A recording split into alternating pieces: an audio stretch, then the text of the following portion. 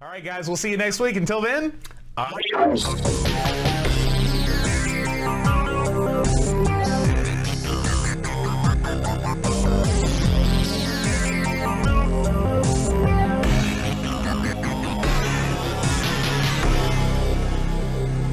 Conversations from the Darkside. Welcome to another episode of Conversations from the Darkside.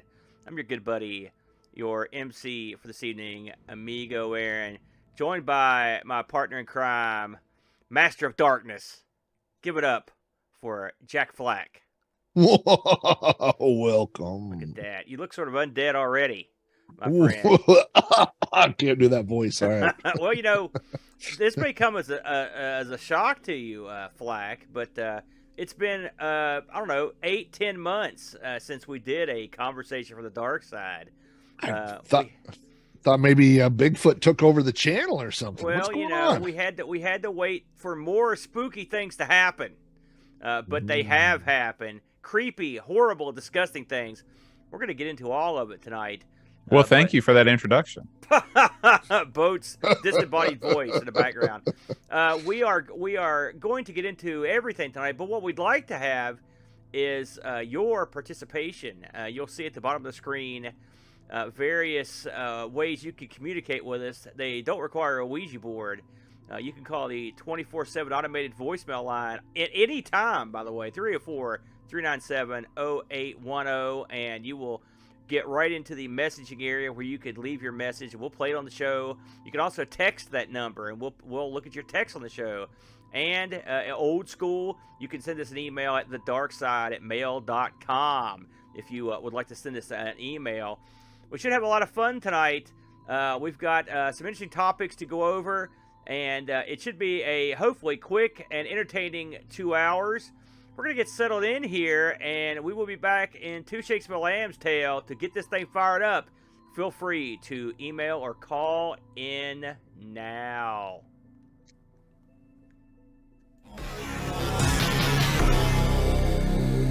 You are experiencing Conversations from the Darkside. It's the world's only Mothman Museum, the premier destination for Mothman fans. The Mothman Museum is the only place where you can see the largest collection of props and memorabilia from the Mothman Prophecies movie, and read rare historical documents from the Scarborough and Mallet Mothman eyewitnesses themselves documenting what they experienced that fateful night on November 15th, 1966. The museum is located right next to the Mothman statue on Main Street in Point Pleasant.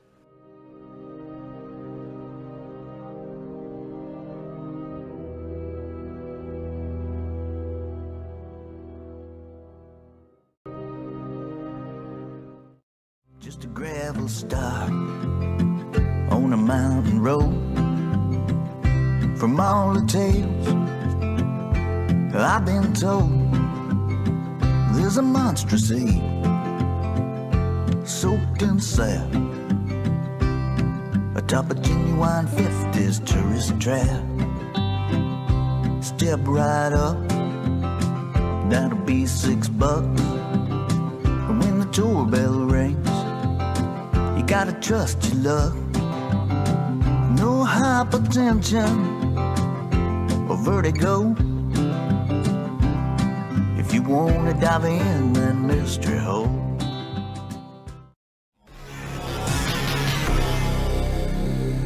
You are experiencing Conversations from the Darkside.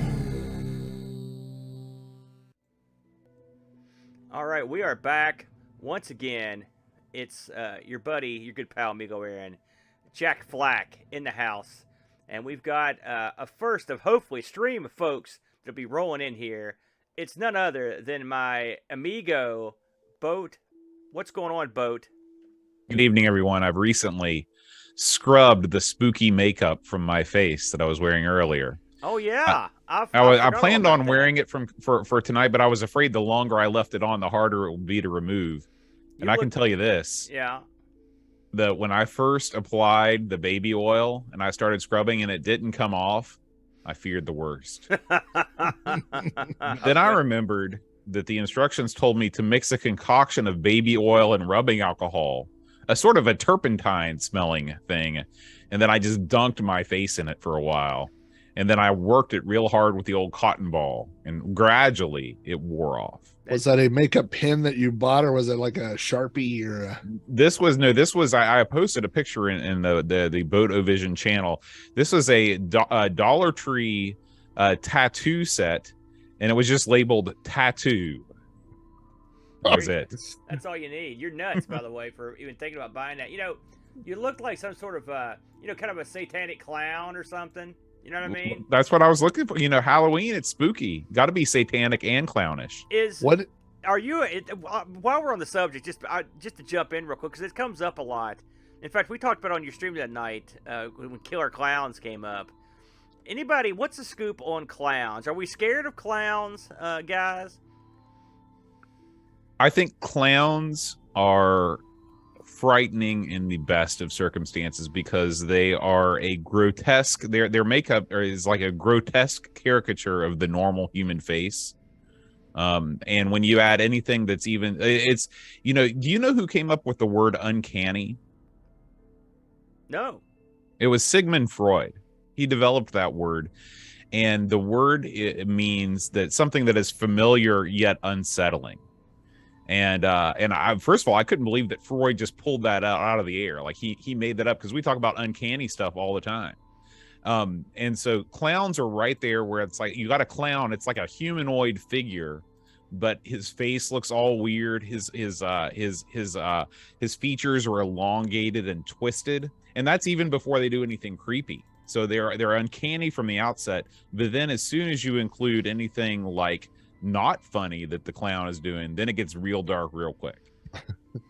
You know, I'm of the age where I grew up. I was the same age and coincidentally had the same name as the boy from the movie Poltergeist. His name was Robbie, and he had that bedroom with a window with a tree outside. I had a bedroom with a window with a tree outside. And he had that clown thing. So I don't remember ever being scared of clowns until I watched one in a horror movie come out and pull a kid underneath his bed and try to choke him. So that was really, I never thought of clowns as being scary before that moment. Now, interestingly, I went to Spirit Halloween last week, and I was amazed at how many things they have this year from Killer Clowns from Outer Space. I don't know if they made some sort of product arrangement or something, some sort of licensing deal with them, but there was Killer Clowns from Outer Space on every aisle. They had the giant animatronics, they had masks, they had little tiny maquettes, all those things. And I thought most of the people in here shopping were not alive when that movie came out. You know, it's like advertising things to us, you know, from the 70s or 80s. So it wasn't like it was a huge hit either. I mean, it gained a cult following, but I mean, like, I saw it well after it was out. I kind of think about Killer Clowns from Outer Space being like the sci-fi version of Rocky Horror.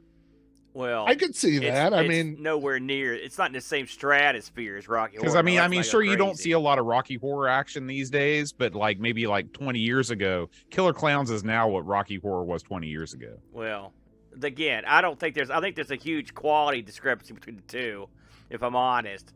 But that's the movie critic in me, and also the fact that the soundtrack is epic. But but as far as being like a horror movie, I mean, when a clown kills somebody with a cotton candy gun, you know what I mean? Like that's not straight up horror. Yeah. That's kind of playing goofy around. Yeah. So, but so I and you know what?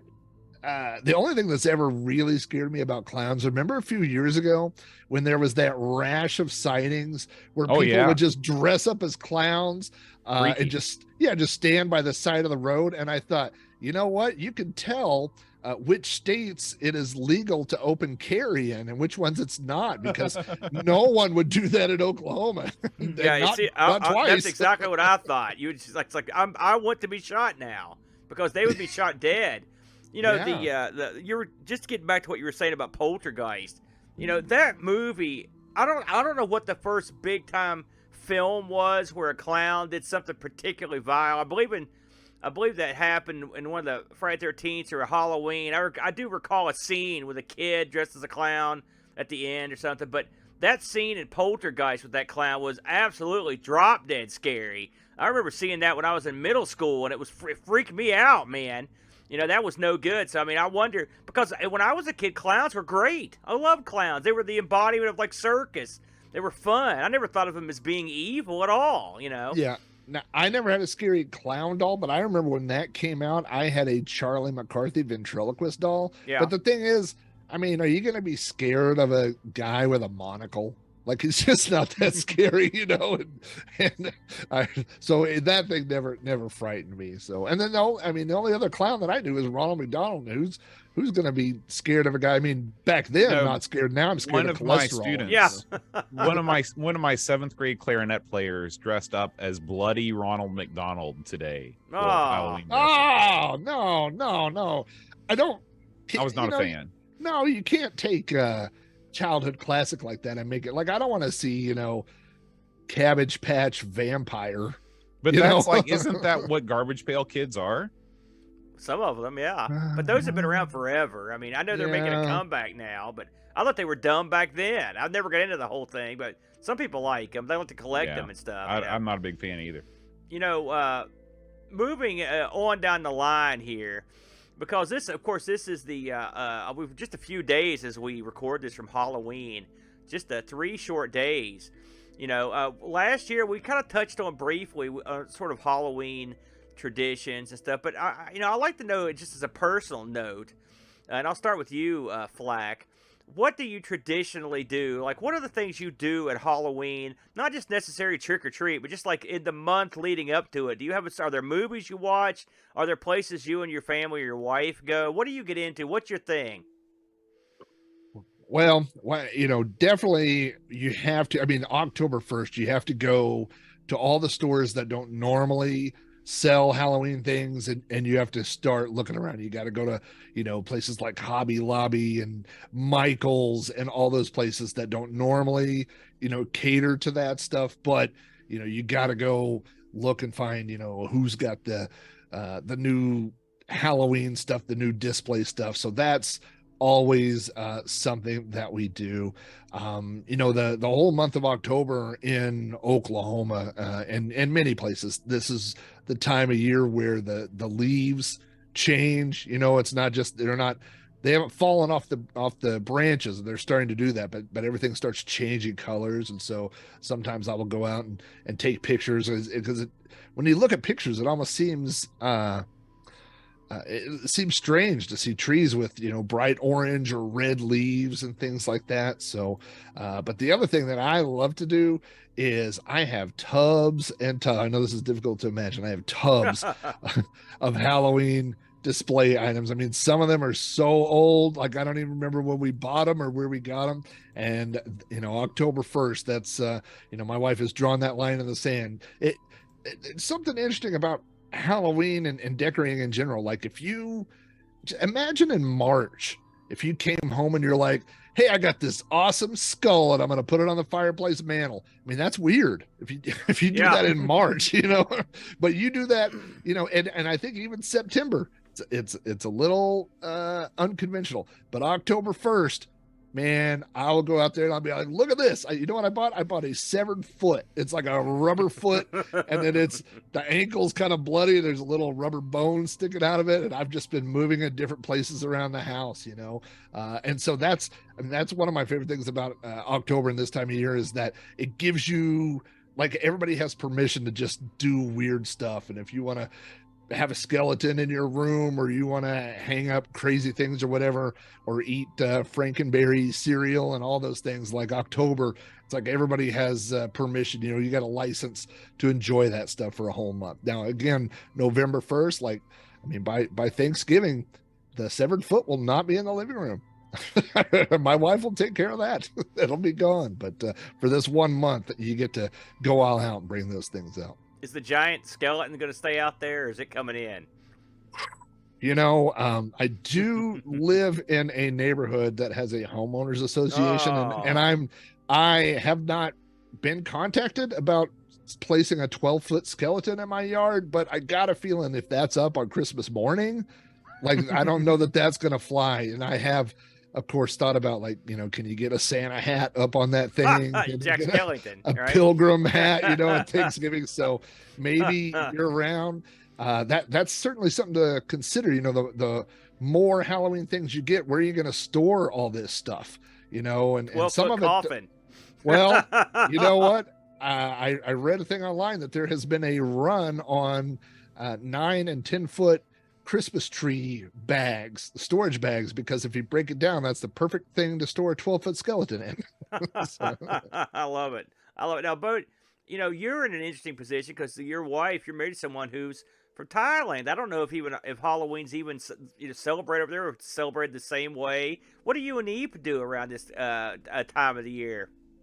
Well, it's funny. I've over the years I've introduced Eve to things that Halloween culture type things, but she coming from Thailand, they don't really have any sort of holiday that celebrates sort of being scared and spooky things and stuff like that.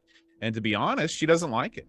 She doesn't like feeling scared, and she doesn't like stuff that makes her scared. So I try and explain that like it doesn't have to be like terrifying scare, like slasher movie scared. It's just supposed to be a little bit like spooky. I mean, you can do whatever you want, but right. I'll tell you, the things that I always think about this time of year is I think about getting dark. It gets dark a lot sooner. It seems like all of a sudden it's 6 o'clock and it's dark outside.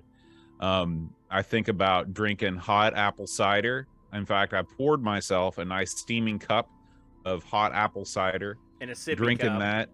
Yep, sippy cup. I can't be trusted with adult cups.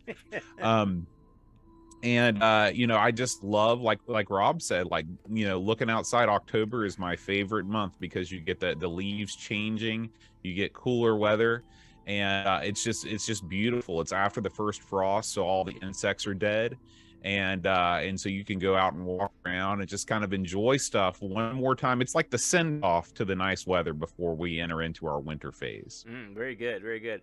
I normally here at the Aaron house, we've got a big thing with Halloween decorations and lights and the whole 9 yards. I mean, we've got a line of Halloween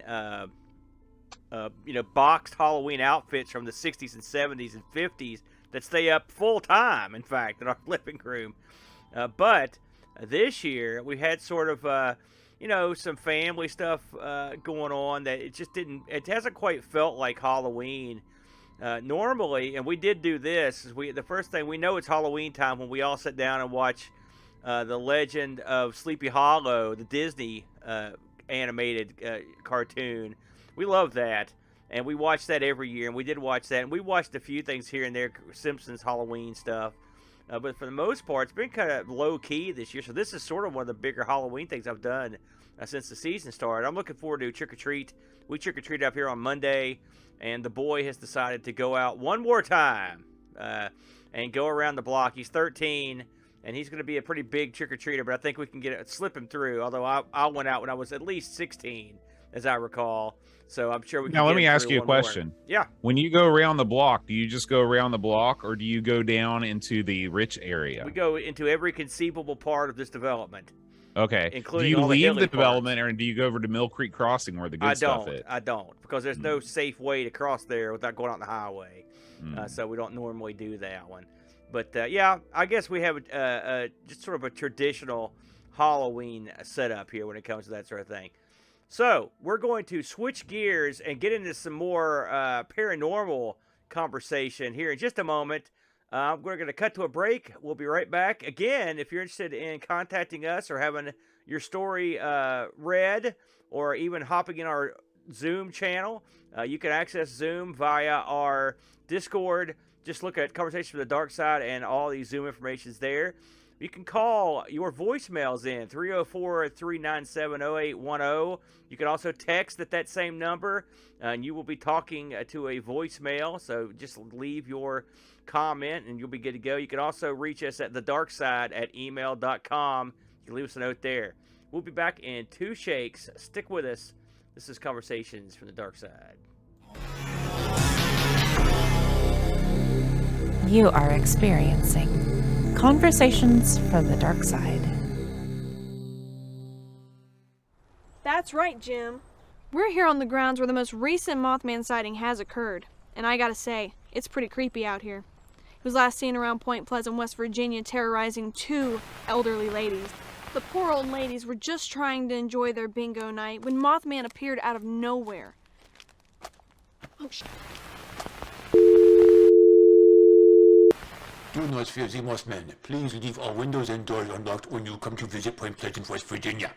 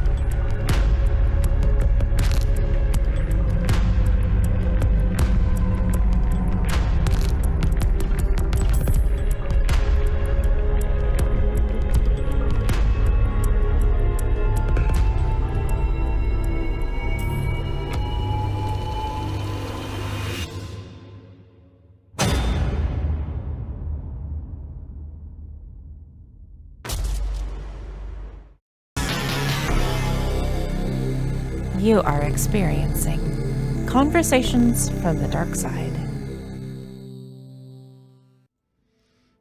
All right, we are back in action. You know, while we were on break there, we were talking about the Farnham, I guess it's the Farnham Carnival or Farnham Fun area there in Unger, West Virginia. One of the weirder places you can go where this guy collects discarded giant advertisement statues and stuff like a Big Boy and an old amusement park roller coasters that nobody wanted and weird stuff like that. There's a lot of these weird places around this state. We're very fortunate to have a ton of these things. And since we had Boat Fest over the summer, Flack got to check some of these places out for the first time.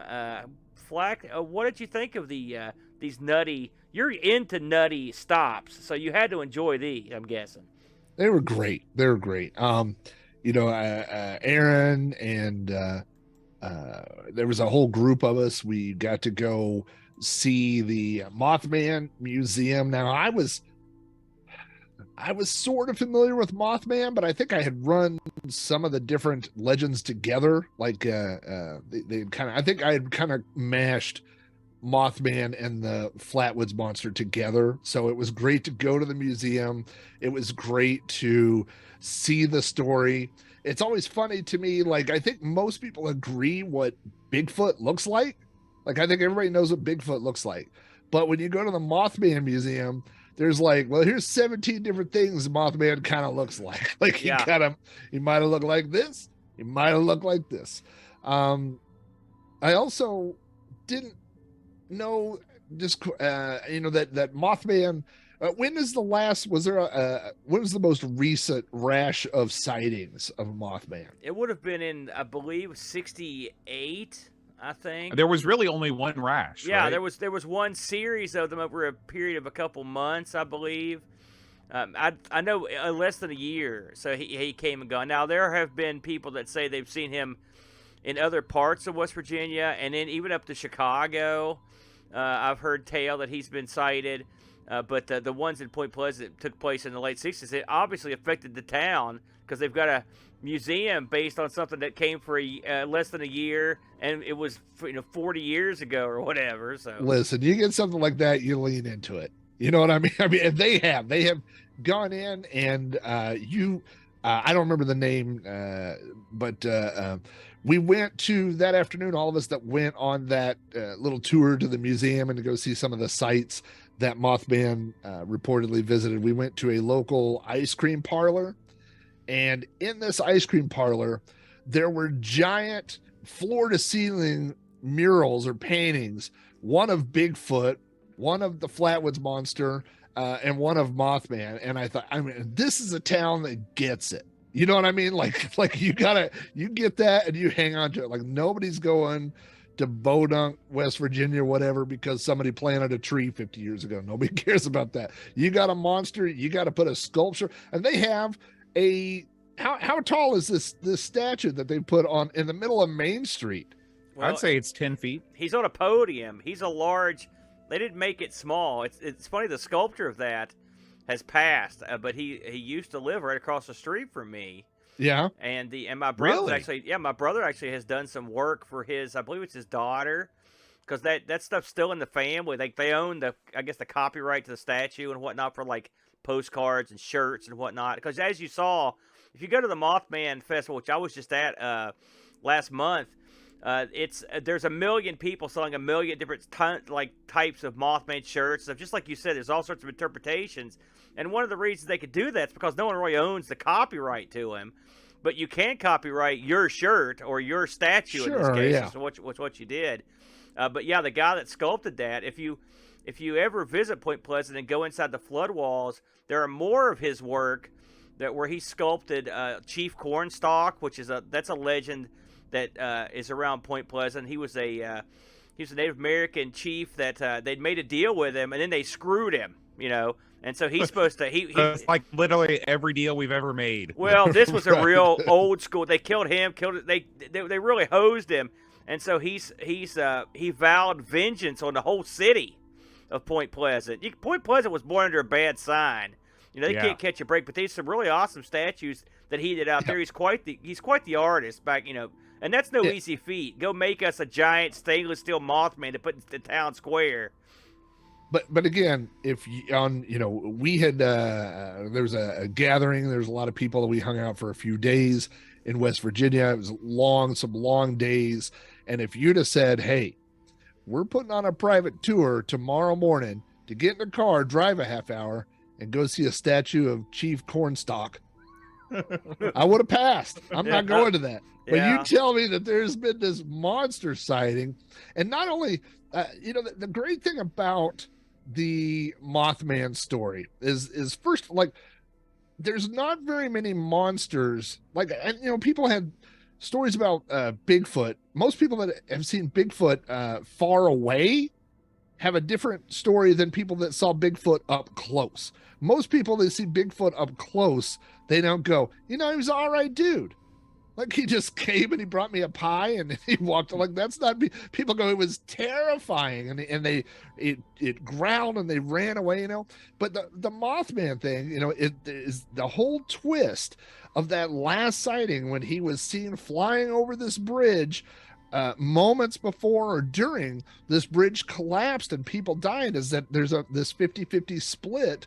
Half the people think that he caused this bridge to crumble and people to this is a real story, real life, people died. But the other half think that he was there to warn people, like he was this omen that came and was like, he speaks Mothman, whatever. So it's not like he could tell people, but he was like, get off the bridge. And so, it's not, that's kind of an interesting twist on the Mothman story to me, is that, it's not, it just depends on your take. But was he there to be a bad monster, or was he someone who came and really tried to warn people? Well, the flip side I think that all cryptoids are benevolent. You think? I think that they all have the best of intentions. You've never seen the corpse of a goat after a chupacabra got a hold of it. Well, listen, that's a goat. I don't think chupacabra's got to eat. He eats in a messy way. Do you remember when you confused Chupacabra with Krampus over and over? I'm still not exactly clear on the difference. To be I'm not honest going to go into it. But the funny thing about the Mothman, and this kind of plays into what Boat said in reverse, the first sighting of the Mothman was menacing a bunch of teenagers in a car that were making out and flying beside the car and freaking them out. So maybe he's just a jerk. That's Mothman having some fun. But again, maybe like one of their tires was low. And he was just trying to let them know. Maybe he was trying to prevent an unwanted pregnancy. Well, that's I didn't see that one coming. You know, along the lines, we've never really talked much about cryptozoology on here, and you know, I know all about what's going on in West Virginia, but I don't know what's the story out in your neck of the woods, Flack, in Oklahoma. Are there any cryptoids out there running amok? Listen, Oklahoma for years is one of the hot spots for Bigfoot sightings. Bigfoot is alive and well in Oklahoma and southeastern Oklahoma. We have I think it's the I'm gonna mess it up, but there's a couple of different mountain ranges down there, and every year, in fact, they have a Bigfoot festival in Oklahoma, and several of those Bigfoot, like the reality television shows, come to Oklahoma. So, I mean, that's really our number one thing here would be Bigfoot. We don't, you know, most of our lakes are small. Like, you're not going to hide Loch Ness Monster in a lake that's only 4 foot deep. It's just not. Are there a lot of woods out there? Because when I think of Oklahoma, I've always heard it was pretty flat and fairly. I mean, is it real woody out in parts of Oklahoma? Oh, sure. Yeah. Oh, Yeah. So I had no idea. So I'm going to ask you this, Bo, because you spent some time in Thailand, you know, and that's an angle you don't hear much of. Do they have this sort of stuff out that way? I mean, you've been in a lot of countries, but you spent a good while in Thailand. Do they have equivalents of the Bigfoot or the Braxton County Monster, anything like that over there? Oh yeah. I think the difference is that a much larger percentage of the population believes that they're real. Really? Yeah, and it's less about the like cryptoid type stuff. Is it cryptid or cryptoid? You got me. I think you can use both. Yeah, I think it's most both, of the time. yeah. I just kind of slur them together and hope nobody notices. But you know, like the whole paranormal thing. Yeah. I mean, people like Eep's mom. She always talks about how like when she was a girl, she'd like go out into the jungle, and this is like when the jungle was the jungle, and there's no electricity and there's no lights, and she went out to the jungle to use the restroom at night, and she saw lights in the jungle, and there were no lights, there was no electricity. And you know, and there's all of these. Thailand is a you know, they're mostly Buddhist, but it is a Buddhism that is crossed with a sort of animism and a sort of paganism that envelops this whole like cadre of ghosts and various deities and spirits and things, and there's this whole cosmic interplay that's always at work all the time. So the paranormal is big in Thailand, but they wouldn't call it paranormal, they just call it like normal. I was going to say there's a lot of like big ghost, you know, I mean, it's just part of the culture, right? Yeah. Exactly. Wasn't there some kind of gimmick out there, but I think you can talk about this. I don't know if it's religious, where they have little models of houses or whatnot. Yeah. In fact, I'm glad you brought that up, because Eep's parents just constructed a new spirit house outside their abode.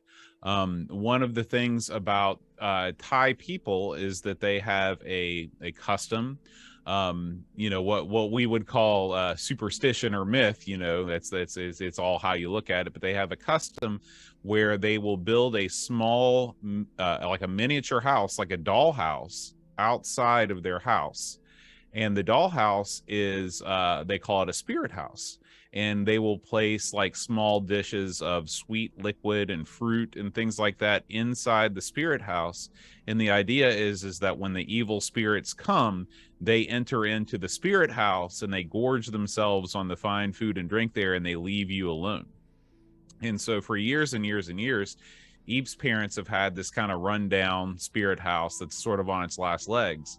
And one of the things that we did for them is we helped them out, and they got a new spirit house that's top shelf. It really looks great. Do you have an ability? Actually, I guess I can share my screen, right? Yeah, you sure can. What size? I want to know what size the spirit house. Well, we're going to see it right now, so get ready. Make sure I can let you share things, Boat. Hold on 1 second here. Oh yeah, you gotta enable. Hang loose for a second here. I'll try to figure it out. Let me ask you a question while we're on the subject, Boat. Are these things something you can go out and just buy? Yes.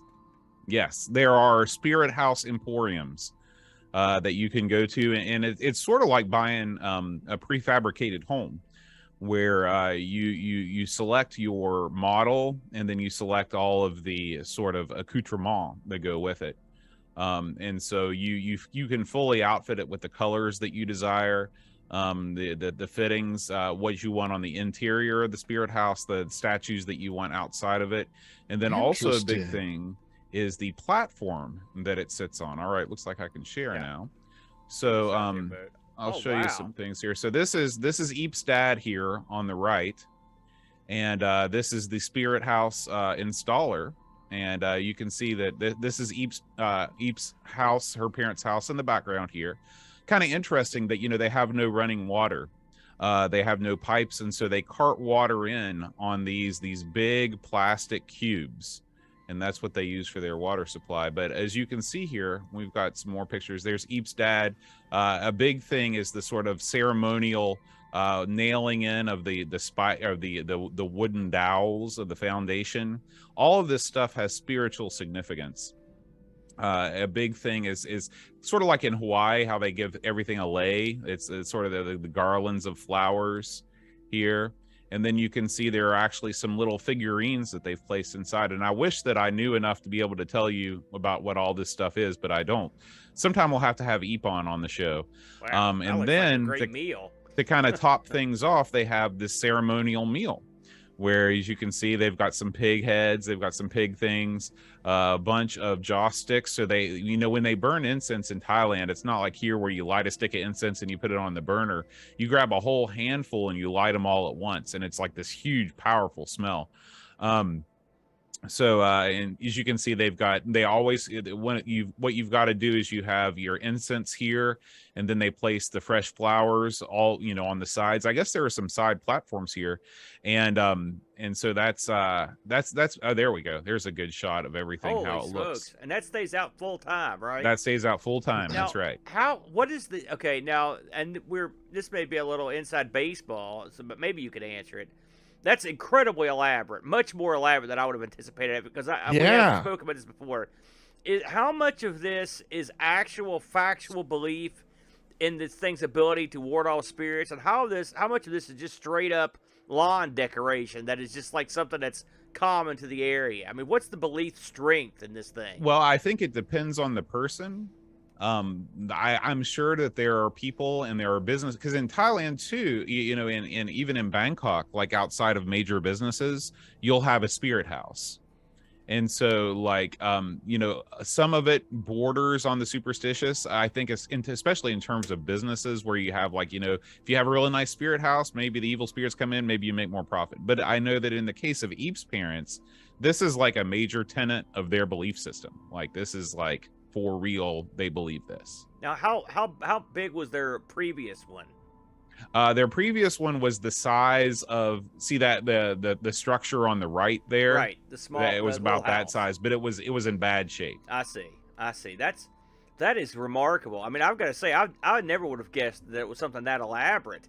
Yeah, you know? yeah, and this is something that they've wanted for a really long time. Eep said that she talked to them for an hour and a half as they were putting this up, and they have never been happier. Do you know, what would something like that cost? Is there any idea what it would cost? That seems super pricey. I really wish that I would have asked Eep, because we kind of paid for it. So have you guys ever thought about putting one of those up at your place? Well, you know, Eep is actually a convert to Catholicism, so she has. Yeah, but just for fun, you could do. Oh, well, you know, it's to me, I think that's sort of disrespectful, because it's taking what people take seriously and using it as sort of a prop. Yeah, I suppose. It's just neat. I mean, it really speaks to the seriousness, though. I mean, their devotion to it. When you just said they don't have running water, right? I mean, yet they've spent all this time doing. Look at their house. You can see their house in the background here. You know, their house, they don't live in a palatial mansion. Let's just put it that way. And but they, you know, they really wanted to have, this is just, you know, an outward sign of their sort of devotion and their spirituality. You know, this, and I'm not making light of this at all. Don't take this way. But we had a problem earlier this summer with lizards coming into our yard, and I said, I'm going to build a little house for lizards. And I went to a garage sale and I spent $3 on a birdhouse, and I spray painted it and I threw it up against my fence, and I could see lizards. And that's what I was willing to do. So I mean, again, just the devotion. I mean, look at all the detail on that stuff. That's Yeah. And is this more is it like to, what's the right word? Like to appease, like to draw in good spirits, or is this to keep away bad spirits? It's a multi-function thing. You know, Mhm. it's sort of like going into a beautiful church. It's like, does the church need to be beautiful to please God if you believe in God? Well, maybe, but it also sort of directs your attention to the hereafter. And it makes you think that if you believe in a life hereafter, you know, the beauty that you see in this church is sort of reflected in that. And I think that it's sort of the same thing with them where, you know, because they're going to see this thing, obviously, all the time. It's right there in their side yard. So, you know, it will constantly remind them of their faith. And, you know, it serves the purpose of, you know, for them of warding off the evil spirits, but it's also sort of an outward sign of the faith that they have. And so people can kind of, when people come over, they see that, and it's sort of a reflection of their personality. I literally thought we were about to see something the size of a Barbie dollhouse. Yeah, that's exactly. we talked about this years ago, and I never in my wildest dreams envisioned something like this. I mean, I mean, this is definitely one of the nicer ones that I've ever seen, for sure. Would you, Bo, having been over there for a while, would you say that the people in Thailand are? I mean, obviously, you said they're more superstitious, but are they a more devoutly religious folk than you would expect? Yes, 100%. They're more devout. Like, part of it is because it's sort of easier to be devout. Yeah. You know, when you live in a country that's 97% Buddhist, you know, so many of the cultural touchstones are directed towards that. So, you know, like they have a head of state that, you know, presides over all the major Buddhist ceremonies, you know. And they haven't sort of that hasn't sort of been degraded yet to where the secular society has kind of taken what they like from it and put it away. It's sort of like, you know, Christmas here. Christmas, you can celebrate it completely as a secular holiday in the United States, but Christmas in, say, like the Philippines or someplace where it's a really sort of a more devout country works differently. Or even in a lot of places in Europe, there's just a lot of things that are specifically more Christian about the holiday. So in Thailand, because Buddhism is sort of a faith that you can kind of, there's many different levels of being a Buddhist, and you can kind of be a casual Buddhist and people are still okay with that. And so it's sort of a thing where people will participate in all of the different festivals and things like that. And they're ostensibly Buddhist festivals with Buddhist principles, but you never know what people really believe in their hearts. That's good stuff, Boat. Excellent stuff there. I'm so glad you brought those pictures up. I think it's really, just as an outsider, I think it's a real interesting setup there. And I'm so glad that just happened to happen literally today, so I can share it. See, look, that's serendipity right there. It's timing is everything. Now, this is just for fun here, and I'll offer this up to the folks that are joining us in chat. Have either one of you two fellows seen or thought you saw? I know we recall your UFO story from a show or two back, Flack, where you thought you were seeing a UFO as a kid. But have you guys ever caught sight of something that made you, you know, especially if it's a crypto, you know, or heard something in a boat? You were out in, I mean, straight up jungle out there. So I thought maybe you might have seen something that just was really weird. But have either one of you ever come across anything that you would describe as that would fall into the realm of the crypto? No. I mean, I really haven't. I wish I had. I'd love to see something I couldn't explain. I told you about what happened in Miss Hall's class that one time. What happened? Go again. Like I was chewing on the end of this pen. Yeah. And all of a sudden, like I felt it like explode all over me, and like the lid of the cap of the pen came off. I was chewing on the end where the ink comes out. Yeah. It was weird. It was a strange day. Yeah. And anyway, and then I was like, oh my gosh, this ink's getting all over me. Like, what am I going to do? And then all of a sudden I blinked and it didn't happen. You're and like the lid of the pen was back. It was like I was able to rewind time in that one instance. You're like Elizabeth Montgomery on Bewitched. You just gave one of those, and then, that's the weirdest thing that's ever happened to me in my life. You know, remind me, by the way, for Christmas to just straight up buy you a chew toy. because you between pins I and do. joysticks. I chew on things without. Yeah, you don't Yeah. want to see the end of my sippy cup. You are dead on, sir. What about you, Flack? You know, I've had two different experiences with ghosts that were in other people's homes, and things happened. One, I was warned beforehand that something might happen, and then it did. And of course, when you're that age, a young, early teenager, you go, all right, this was set up somehow, you know. But in retrospect, I don't think that it was. And then in another instance, well, I'll tell you that real quick. I was spending the night at a friend's house, and this was like 6th grade, and we were the only two there.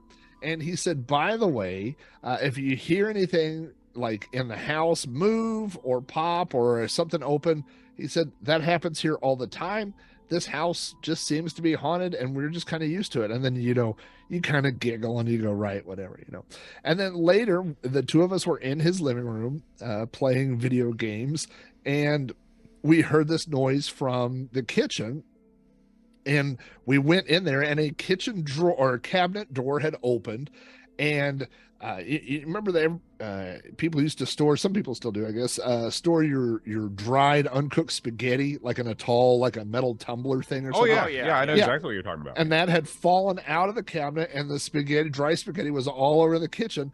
And the thing that strikes me about it now, looking back on that, was it like if you're a kid and you're trying to sell that, you'd be like, oh my gosh, a ghost must have did that. I mean, 6th graders are not good actors, you know, but the fact that he was like, yeah, told you that kind of stuff happens, and he cleaned it up. And so it was almost like it was a normal thing for him. And that's kind of what strikes me about that. But there was another time where I was at a friend's house, and we were sitting in the living room, and his whole family was in the living room, and 2 different times I caught something out of the corner of my eye, and I looked, you know, down there in the hallway and thought I saw something move, and then I looked, and it was just a hallway with closed doors, and I went back, and like it was just twice, and then finally someone said, oh, I think you know, he saw little Timmy or whatever, and then they all kind of laughed, and I was like, oh, is that your dog or something? And they're like, nope, there's a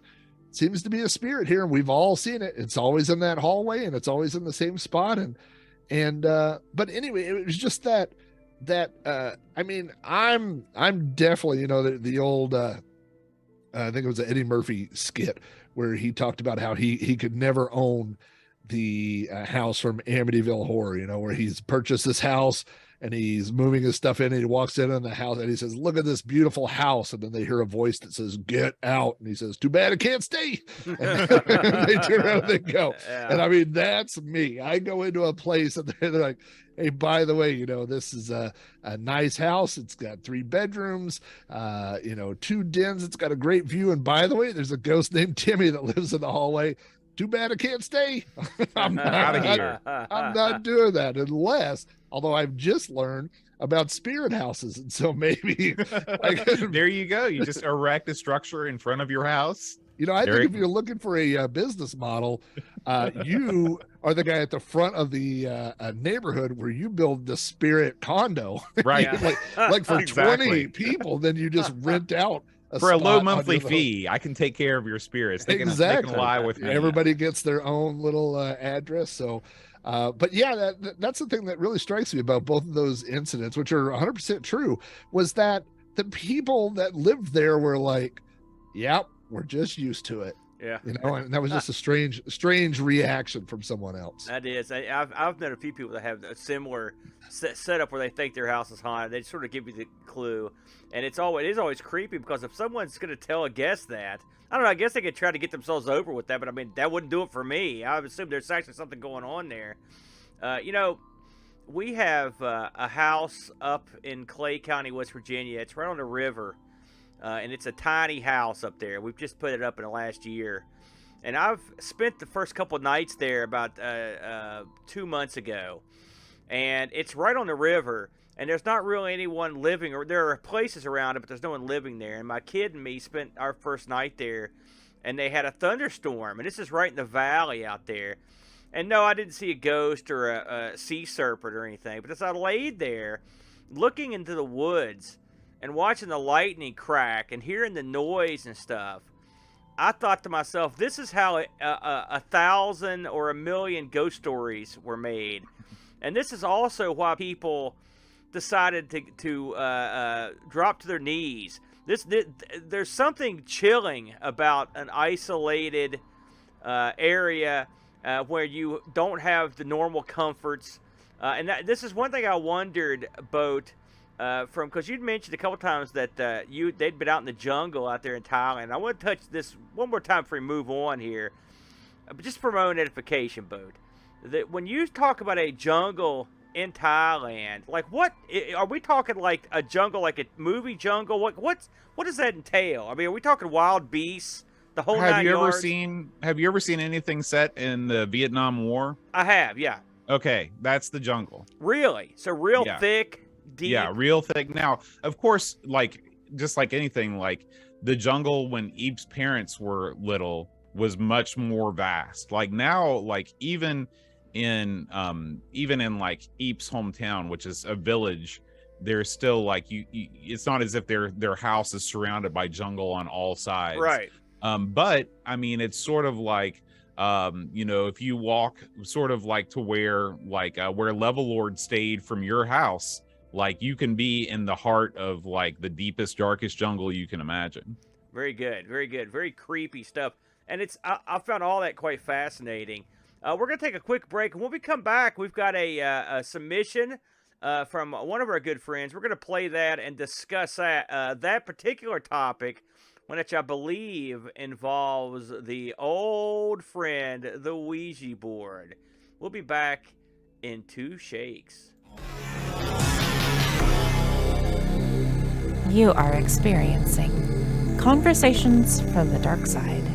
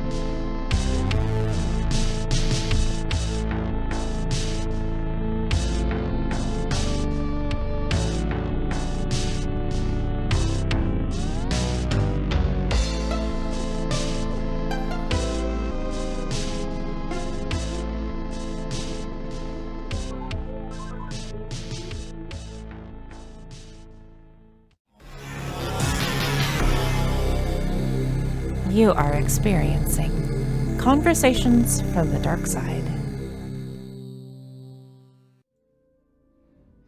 All right, we are back, everyone, and we are going to go right into it here with our submitted story. This comes to us from our good friend Mitsuyama, who just popped out, but he sent in some audio, so I'm going to play this right now. Let's see what Mitz has to say, ladies and gentlemen. Hi everyone, it's Stephen, aka Mitsuyama on Discord, and I've got a short story involving a Ouija board. This didn't involve me directly, but it's a story that my mum told me, and I thought it might be a good fit for this show. These events take place shortly before I was born in the early 70s. I don't know if it was the same in other parts of the world, but at that time in the UK it was quite common to see Ouija boards for sale alongside board games such as Monopoly and Scrabble.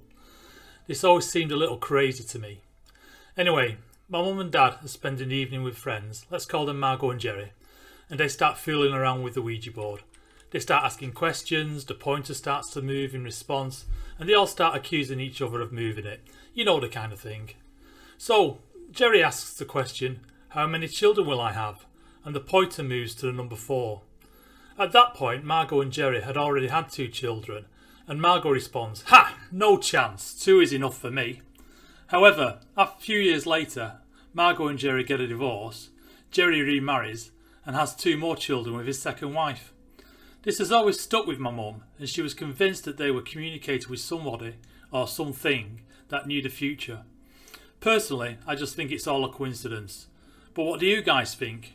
Ouija boards, a simple parlour trick, or an instrument that allows conversations from the dark side? Very good stuff. He also brought up an interesting point in there where he thought it was strange that the Ouija board is sold alongside games like Monopoly and Hungry Hungry Hippos at your local store, which is always sort of odd.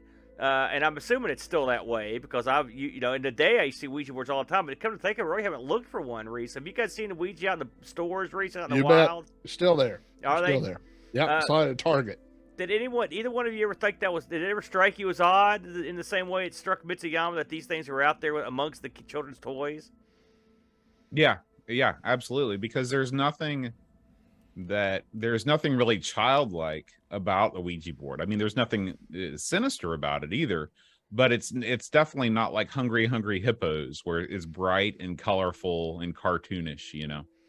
It strikes me as strange, and the reason it never struck me as that. It did, but it was something that you just took for granted. But in today's weird, very sensitive society, it does strike me as strange that it's still out there in the same places it always has been. And if you look at the litany of the Ouija board in film and on TV, it's never portrayed like, oh look, the Ouija saved the day. I'm like, good job, Ouija. Thank you for starting that fire or predicting I'm going to win the lottery. It never does that. It's always Super Friends are never using one. Yeah, it's always summoning demons as the devil or poltergeists or used to talk to the dead and the dead screw you. You know, so it's strange to me that this thing's still around. I mean, no one's using it for good. Is this something, did you used to play with these things back in the day, Flack, the old Ouija? You know, my buddy Jeff had a Ouija board. We played with it at his house.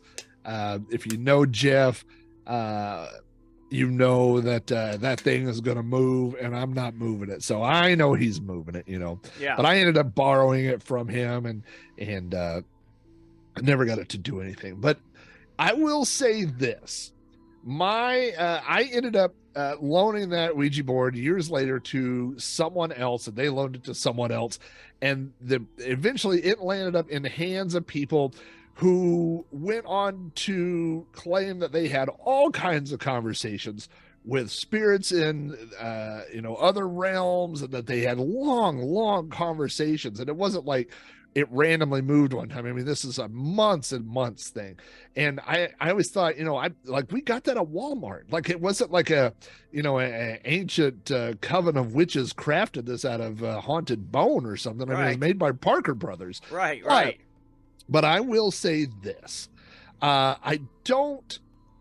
If there is anything to Ouija boards, I don't think it's in the Ouija board itself. I think the Ouija board is a tool or a vessel or something. It's kind of like saying, when someone, when people would used to, like psychologists or whatever, people would hypnotize people, they would use a flashlight, and they would move it back and forth. Well, I don't think flashlights, I don't think you could go around with flashlights hypnotizing random people. I just think that's part of a process, and that's something that could be used in that situation, So do I think that, every Ouija board comes off the shelf with its own built-in spirit, kind of like little computer people, like you buy it and like, here's your guy, his name's Harry, he died in the 1700s. That would be so cool.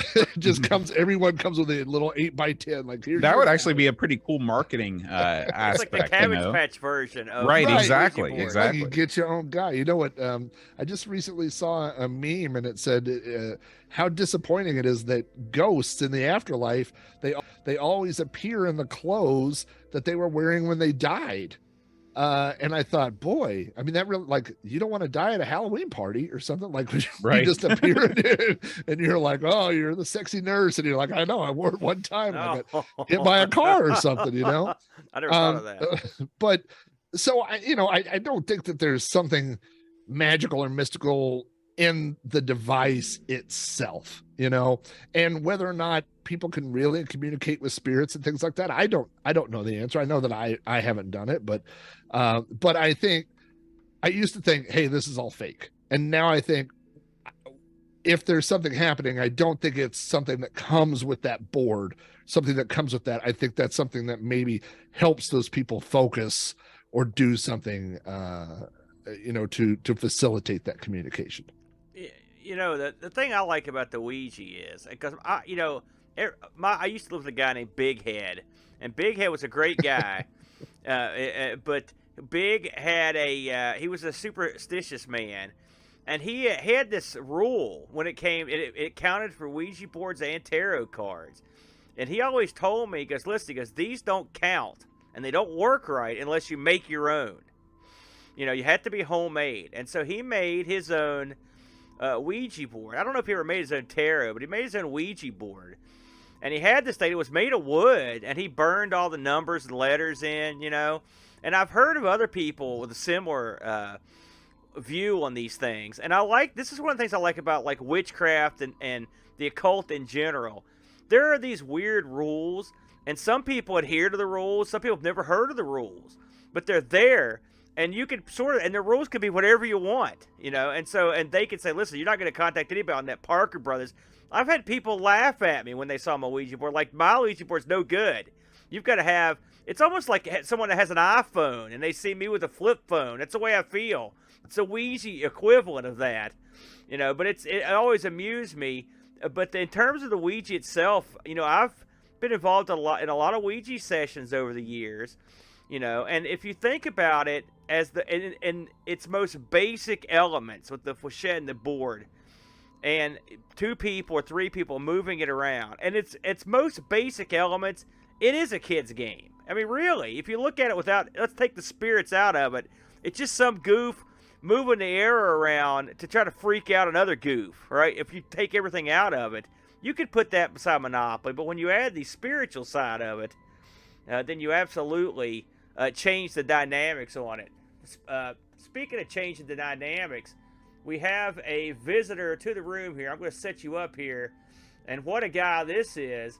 It's our good buddy, the Brent. What's going on, the Brent? How's it going? How's it going? Hey, what's going on? Now, you mentioned to me on ARG that you might be coming around to give us your creepery. We were just talking about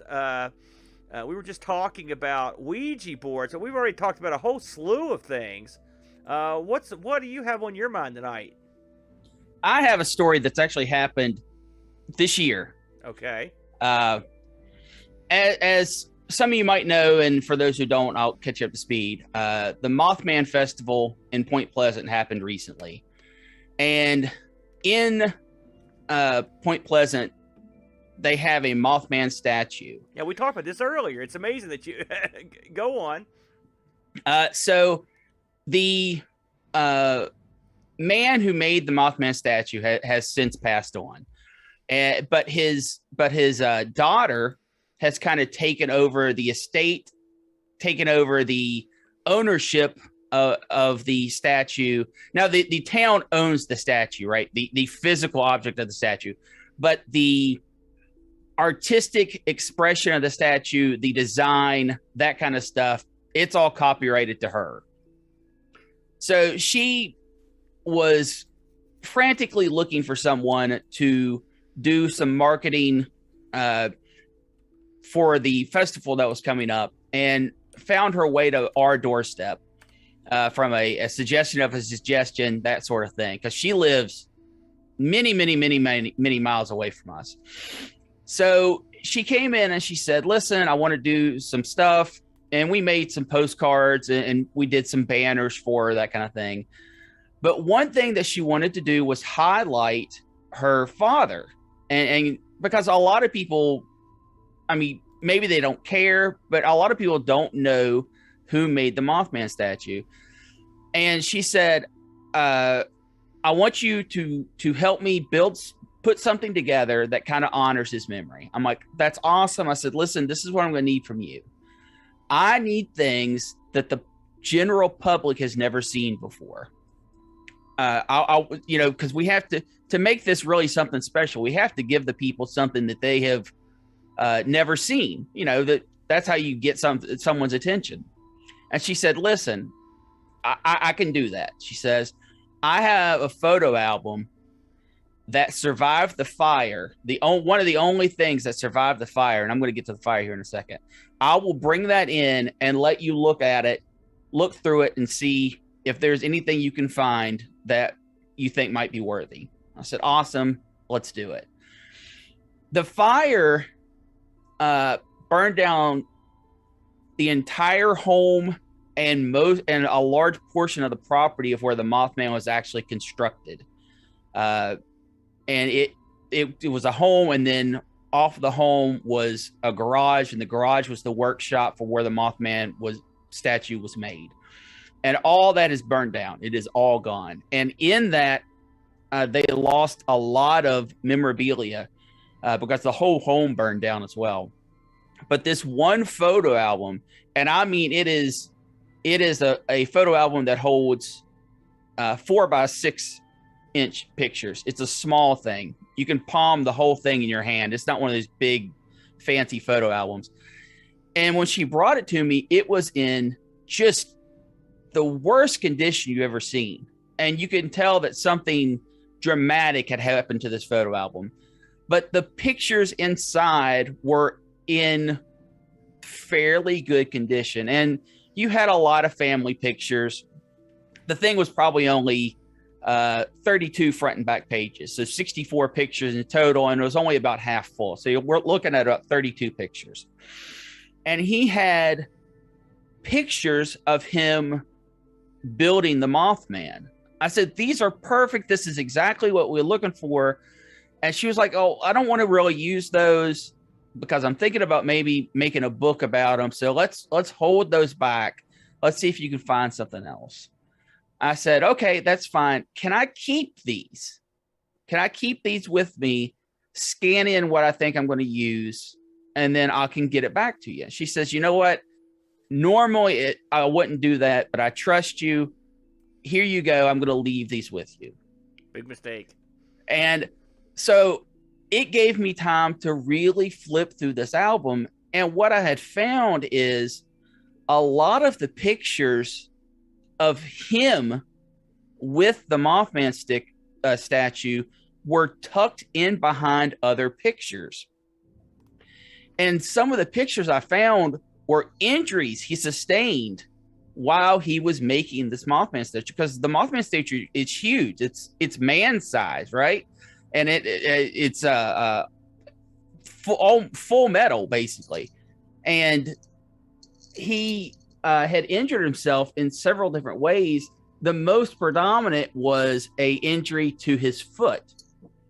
And the second injury that was probably the second most predominant was in one picture, and it was not only behind one picture but in between another picture. So it was very deep layered in there, and he had cut his hand from about the pointer finger down to the thumb, and he had taken a picture where he cut himself. And I was like, oh man, that's part of doing arts, parts of doing, the craft that you love. You're going to get hurt.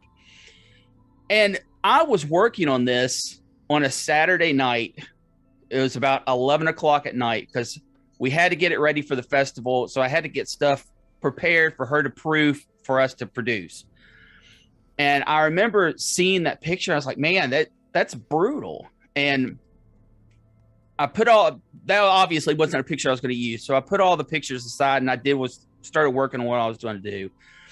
And through my work, my efforts on getting these pictures scanned, I sliced my hand in the exact same location that he had cut himself in that picture. And I thought, man, what is the chances of that? I work at a print shop. I never get injuries like that. And I was looking at my hand, I was looking at that picture, and the cuts were almost identical. So I was like, man, that's crazy. So I cleaned myself up, and I put some bandages on it, and I started going back, and I finished it up, and I went home for the day. At this point, it's about 1 a.m. And I walk in, and I take it off my jacket and my shoes and everything. And wouldn't you know it, the exact same foot that he had a busted toe in the pictures that I saw, at some point during that night, I had split the end of that toe open. It was like he was transferring those injuries from those pictures that he sustained and just transferring them one to me. Because what are the chances that I'm going to sustain 2 injuries in the exact same places on these photos that haven't been seen for probably, 20 years in the exact same night within an hour and a half, 2 hours of each other? I thought that was kind of crazy, and I wanted to share that. I'm just glad he didn't have a picture of him in his coffin. Picture of him cutting off his arm with a chainsaw. Yeah. That is a strange one, Branny. What do you think? You happen to you? It's odd. I get kind of nostalgic. I don't even know if nostalgic is the right word. Almost spiritual when I look at old photos, especially old family photos of folks that I'm not related to, folks that I have nothing to do with. And I get in my head and I think, when they took this, I wonder what they were thinking, or I wonder what they were feeling. I'm weird like that, I guess. Mm-hmm. And flipping through these pictures, there's so many unique pictures that I feel completely honored to have seen and got to experience of him working with the statue. And he was this rugged guy that did not wear protective equipment. I mean, he would wear, when he did welding, he'd wear a welder's helmet, and that was literally it. He didn't wear gloves. He didn't wear shirts half the time. Completely nude. He would normally wear jeans and an open shirt. That is how he did most of his crafting. And just to add just a little past that, just the connection, because this is someone I've never met, never thought of, never even considered until she showed up in the shop. But it turns out that she actually, the man that made the Mothman statue worked with my dad, or Aaron and I's dad, and lived in the neighborhood where we live. What a connection off of just random happenstance. And then I meet his daughter and get to see all these crazy pictures and end up with injuries just like he did from flipping through his photo album. I don't know, man. Is it coincidence? Almost certainly, probably, but it is something that ever since it happened, it made me wonder. It made me question. We don't talk about this that much, but I don't know the answer to this. So I figured I'd ask. I mean, would you consider yourself someone that puts stock in paranormal or that sort of happening? I mean, are you the kind of person that believes in that sort of thing? No, really? Not at all. I enjoy. It's like screaming on a roller coaster. If I want to put myself in a situation where I want to be scared, or I want to be mystified, or I want to have the emotions that go along with having that kind of belief, I can put myself in the position. But from a talking from beyond type of scenario, I don't put any stock into it. I think there's a far greater chance of aliens being somewhere out in the universe, or possibly aliens that had sowed the beginning seeds of our planet, and then, much like a child in his ant farm, kind of lost interest in it and walked away. Like, I don't believe that, but I can put a lot more yeah, that could be a thing as rather than ghosts and stuff. So stuff like we've been talking about tonight, the cryptozoological creatures, the stuff like a tarot cards or the Ouija board. None of this stuff you are ghosts. You don't really put stock in any of this stuff, then, eh? No. I have too much of a scientific mind, too much of a, there's a more reasonable explanation for it. I think if there were ghosts looking to push into our realm, they would have done it in a far more spectacular factor by now than, making rocking chairs squeak or blowing in the wind type of affair. At least I'd hope so. What would be the most disappointing thing in life? You die, you go to the afterlife, you find out that you can become a ghost, and then it just sucks. Like you can't do anything. You just get to sit there and, tip something over once every 100 years or something. That'd be terrible. Only you could ruin the afterlife, Brent. Well done. Thank you very much. Let's take all that out of it. It's just why I've got you in here, since you took the time to pop in. I'll ask the other fellas this too. If you go back to when you were a little kid, way back in the day, do you have a favorite Halloween-related memory? Do you remember trick-or-treating, like a favorite costume, any of that sort of thing? 'Tis the season, after all. Oh, I'll do favorite costume first, because this is one most of the people in the chat room would remember, and probably all of you have seen pictures of. One year, I dressed up as a Miss Pac-Man machine, and that was a few years ago, though. That's not childhood. No, my childhood memory's coming. No, that was over a decade ago. Yeah, it's definitely been over 10 years ago. Yeah, well, that's still not that long ago. For childhood memory, and this happened close to Halloween, but it wasn't on Halloween. I was invited over to a sleepover. I think I might have even told this story on one of the Tales from the Dark Side, but we'll roll with it. Conversations. Yes, thank you. Invited to a friend's sleepover party, and there were 4 of us in total. And we all decided to tell spooky, scary stories.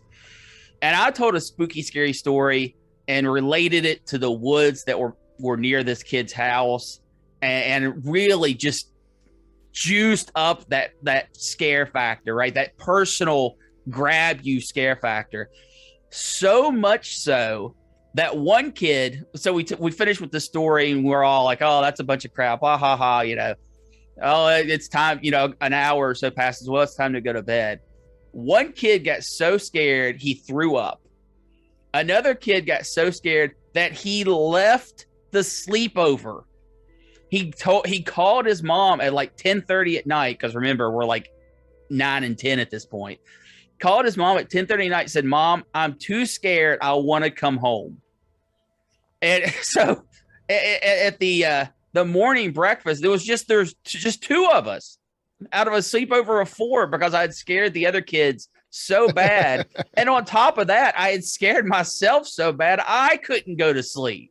So it was a good story, I suppose. I can't remember it now, but I remember it being such a good story that I screwed up the sleepover. Leave it to me, right? The other kids may have been being polite to you, and they just didn't like your company, Brent. Well, let me tell you something. That kid that puked, he did well. He did well. He fooled me. So what's your childhood story? That was my childhood story. Is 8 not young enough? That's not young enough for me. That's not young enough for me. That's good stuff. Just while we're on the subject, I'll ask you the same thing, Boat. Do you remember a favorite costume back when you were a kid? Yeah, I remember when I was 8, and I mostly remember this because my parents bought a camcorder when I was 8. So this was fall of 1989. I was 8 years old. And my mom sewed me, because this is back in the day when people did stuff like this. She sewed me a Batman costume, including sewing me a bat cowl, you know, like a Batman helmet thing. They put it, and it didn't fit me very well, because I think that the pattern was designed for a grown man, at least the cowl. So the cowl kind of was like skewed to the side, but I found that if I kind of looped it over one ear, I could just about see out of it. And I have footage of me at the because apparently, like, this was like a thing back. There was like an elementary school, maybe this still is a thing, an elementary school costume parade that my mom was out, and I'm strutting out the door as part of this parade with the Batman cowl hanging off my ear, hanging out, and me like not being able to see very well. But I really felt like I was the embodiment of Gotham City's finest. Through his bat boat. Yeah. That's exactly what I was thinking. Very good, but you know. Now, Aaron, if you're including high school, and you might remember this, I'm sure John remembers this. I think he was around at the time. I have video of this. I already know what you're going to say. I dressed up as Space Ghost, homemade costume with the whole thing, and danced around. This is when Space Coast to Coast was a big thing. I do remember this. Yes, I remember that outfit. It was great. Yeah, in fact, Brent, I need to share that video with you, because I have that whole game on tape, including when we did that song. That's awesome. That's awesome. That's good stuff. I'd forgotten about that. Now, you know, Flack has literally devoted like the majority of his life to. I've heard. So I feel like I was there as your buddy when you were growing up, Flack, because of you don't know Flack, and I have an idea if I ask you what your favorite costume was. But I mean, there are many to choose from. But when it comes to your experiences, your favorite experience as a young lad trick or treating, and your favorite costume, what do you got? You know, I will tell you the absolute favorite year that I went trick or treating was the year my dad bought this werewolf mask, and the face was ferocious looking. It had this, you know, just the protruding jaw with bloody fangs, and it had this wild hair, and it was white and gray. And so I dressed up.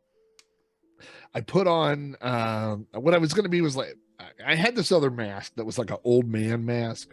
And so I put on like a flannel shirt and overalls and some fake blood. And then I was going to be like a werewolf, but then I couldn't find the werewolf mask. So I put on this old man mask. And I grew up in a neighborhood that was 6 blocks. And there was only one way to get in and out of the neighborhood. So there was not any through traffic. So you were basically safe. I mean, nobody was coming in that shouldn't be in the neighborhood. And I was a little bummed out that I couldn't be the werewolf, but I put on this old man mask, and I did the entire neighborhood. And this was like right at that age where I didn't take a plastic jack-o'-lantern pail or some McDonald's pail. I took a pillowcase. And I mean, I loaded up on candy. I mean, just every house, you know, this is, like it seems like hundreds of houses. I come back, I could barely carry this pillowcase, you know, and I get back home and my dad's there. And he says, I thought you were going to use the werewolf mask. And it's sitting there. I didn't see it. It was in the living room. And I mean, we had got back, it was like 8:30. And I said, I'm going again.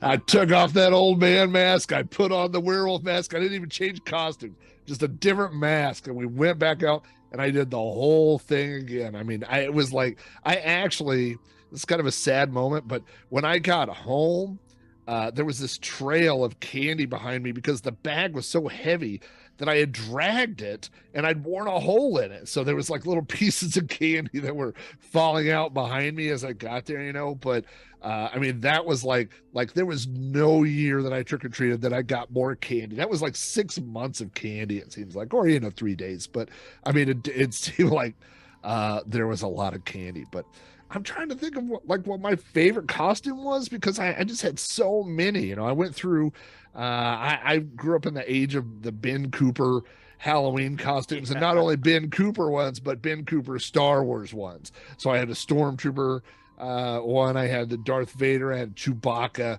So I went through all the Star Wars ones. One of my favorite Halloween costumes I had as a kid was this devil mask that my mom got. That was the goofiest looking devil mask. It was like a latex mask that was too big for my head and only covered like 2/3 of my head. So like the back, you could see my hair and stuff. And I had like a rubber band that someone had stapled. I mean, this mask had been through it, right? And I had a long sleeve red shirt, and my mom gave me some red tights, and I put on like red soccer shorts, and she made me a cape. And then I got these red devil gloves that were like size 2X for adults. And I was like 10. I mean, you couldn't do anything with them. You just like couldn't hold anything. The gloves are falling off. And I love this costume so much. I will post this later in the Discord. There's a picture of me sitting on my bicycle wearing this in whole costume. It is nowhere near Halloween. It's like August, and I'm just out. And I was that kid that would cruise around my neighborhood on a bike in a full devil costume, just riding around, bebopping around with oversized devil gloves and a mask I couldn't see out of. And it was just the greatest time. Now I will say my buddy, a lot of you guys know my buddy Jeff. He is Steel Rat. He shows up in a lot of my streams. And Jeff had, number one, the first Halloween party that I ever went to was in 7th grade. It was the first time I ever went to his house, was a Halloween party. And that was like the year that I kind of made the break. Like I first started making the break away from trick-or-treating and going to parties and stuff instead. And his family went all out. They had a hot tub in the back of their house, and they'd put a giant thing of dry ice in the hot tub, so it was smoking and doing all that cool stuff. And I remember this is 7th graders, and his mom put on, I think it was Friday the 13th part 2. And I just remember like being in the living room and just, you know, seeing naked girls and people getting their heads cut off. And I was like, yeah. And I do remember them asking, like, are you sure this is cool with your parents? And I was like, yeah, probably. Yeah, my parents won't mind that I'm watching this. But you know, just doing that whole thing. And when I was right around the time, it was the year that the Blair Witch came out. Oh, yes. Jeff had a Halloween party at his house and bought rolls of butcher paper. And we covered like his living room and kitchen and dining room, every wall with white butcher paper. And then we got red paint and put bloody handprints on his walls of his house and hung like the little stick people from the Blair. I mean, we did the whole house, and he had done all these decorations. And I will tell you, this is my least favorite Halloween costume of all time, and it was from the same era. And I'm not a believer in funny costumes, and I'm not a believer in topical costumes. Like I'm a traditionalist. I mean, except for Star Wars, but I mean, I think you either got to be something scary, something haunted, you know. Of course, as a little kid, there was the Star Wars exception, but that's what I want to see for Halloween. And that was the year, and I think my wife might have put me up to it, but that was the year I dressed up as Monica Lewinsky. Oh God! And let me tell you, he broke every rule. He broke every rule. It took about 3 stiff drinks just to walk out of the house. And there were more stiff drinks involved as we sat around Jeff's house covered in bloody handprints.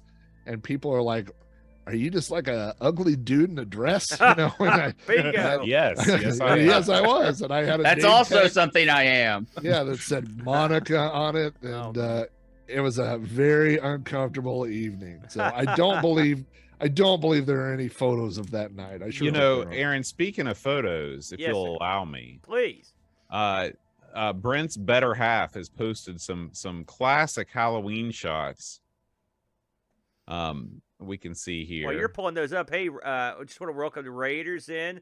You're just in time to catch the last half hour of Conversations to the Dark Side. We're talking all things Halloween. And if you have anything to add, feel free to drop me a note or add something in the chat. We'd love to hear from you. So this is probably, I would say 2011 or so. Because Eep is not yet here. I think this was probably Halloween of 2010 or 2011. And of course, Aaron, I believe you still have that outfit, right? You know, they took my lab coat back to they were all rentals, and they took it. I don't have that anymore. I miss that. Actually, I guess this has got to be after, because if you were already working for the state of Kentucky with the lab coat, this is later than I thought it was. Brent, what are you in this? Are you a skee ball machine? Skee ball machine. I'm a functional skee ball machine. Well, that's your opinion. Oh yeah, it's got to be much later. Like look how old Christian looks. You look like a real cheesy, like a real ugly cigarette girl. You know, that's what you're with a big selection. And here is the Miss Pac-Man costume. Oh yes. Yeah, there's our buddy the Chud is the guy in the big beaver outfit there. Who's the guy in the mummy costume? That's me. Oh my gosh. You know, that's the most expensive costume I've ever bought. And I thought, man, I'm going to cheap out this year on costumes. And I went up to the lady at the, what's that place you bought, Joann's Fabrics? I said, listen, how much gauze do you think it'd take to cover my whole body? And she's like, a lot. I was like, well, how much does that cost? She goes, a lot. I'm like, well, give it to me. And she gave it to me, all right. And then here's one more. This is the This is also a great costume for me. This is my Rocky Horror Picture Show Eddie. That was a great costume. We went to the Rocky Horror and Britt placed quite highly in the costume contest. I got pulled up on stage to do the performance. Yeah.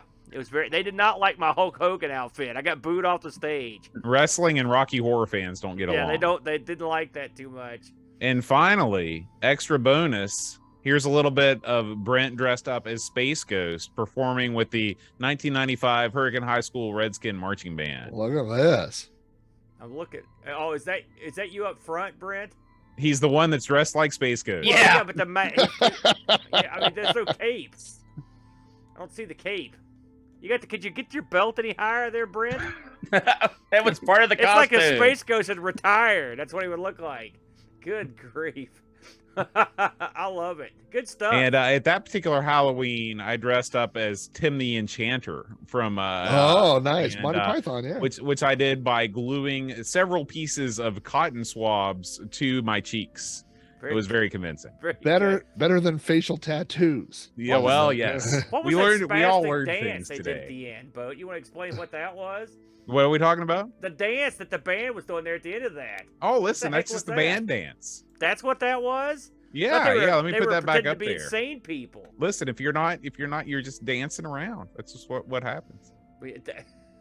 Listen, you're showing me memories I don't want to relive right here. Those were bad times. At least it wasn't muddy when you were out there. Hey, minus Aaron, that huge patch of mud that was everywhere. Yeah. Aaron, before we move on, can I share my screen for a second here? Absolutely. Share on, brother. I may be fumbling through this here. Here we go. Let's go here. All right. Let me know if you can you see that? No, we don't see nothing. Oh, wait, hang on. There we go. There we go. That Batman costume much better. Mine was the Tim Burton Batman. my different eras. We're from different eras. Yeah. My mom was also a big fan of the homemade costume. In fact, a lot of years when I got the Ben Cooper, she would just make the costume. I would get to keep the mask. But this was my Batman. This is I'm gonna say age 4. This is before we moved. This is like 1977. And I don't remember wearing this out of the house too much.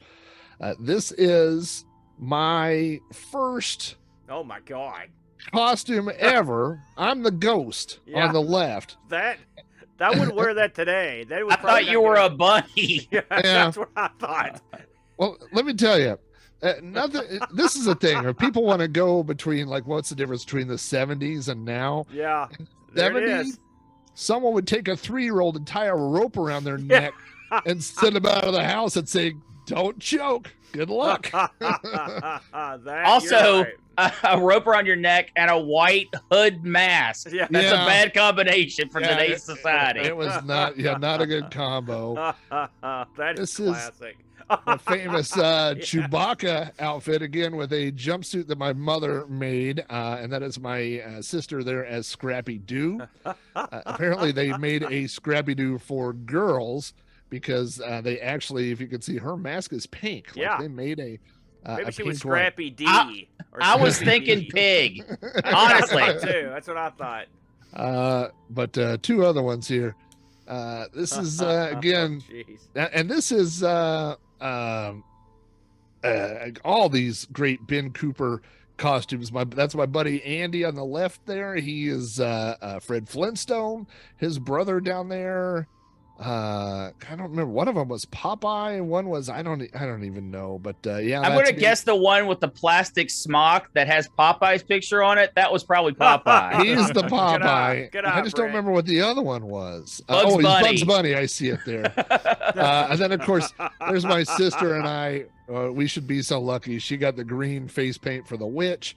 I got the stormtrooper, and also I remember very distinctly that laser rifle the day before was red and blue, and my dad said, "I'll fix that," and painted it black, and it never worked again. No. But it was a great accessory. And finally, I mean, if this doesn't tell you Halloween, I mean, this is just me in the summer hanging out. This is what I would do. Just put on this mask that I don't even remember if the teeth were like that or if I blacked them out. There's no telling. And there's the oversized gloves. Looks like you're on a leotard there. Yeah. If you ever seen that Santa Claus film, the Mexican Santa Claus, where he fights Pitch the devil and Pitch gleefully prances around, that's exactly what you look like right there. I mean, I'm one mass shy of being a luchador right there. So, I love that. That's good anyway, stuff. there's old Halloween costumes from me. You know, I looked at the chat. I mentioned earlier, I asked the chat if they wanted to chime in with some of the stuff that they used to wear. And Buck Owens mentions Evil Knievel. Outstanding. I saw a bunch of Evil Knievels back in the day. His suit always had the mask that had his, he used to wear that Stars and Bars jumpsuit. And then, of course, on the smock, they would put the motorcycle jumping over stuff because that's what they used to do. Draws mentions the Ben Cooper costumes. Casper the Friendly Ghost. He also had the old hobo. I, by the way, am the same as you, Flack. I also had a hobo outfit that I wore the last year I went out. So that's definitely one that I can relate to there. So yeah, it's funny. There's a shared. It's funny if you grew up in the 70s in particular, there is a shared, like, your costumes were limited for the longest time. I remember the first time I saw those full costumes. And it's something you never saw. Like, I mean, the full mask, the big rubber one, I'd never seen those before. And when they came out, I couldn't believe how incredible they were, So that was great when they came out. But for the longest time, all you had to choose from was the old smock, the plastic smock, the plastic mask.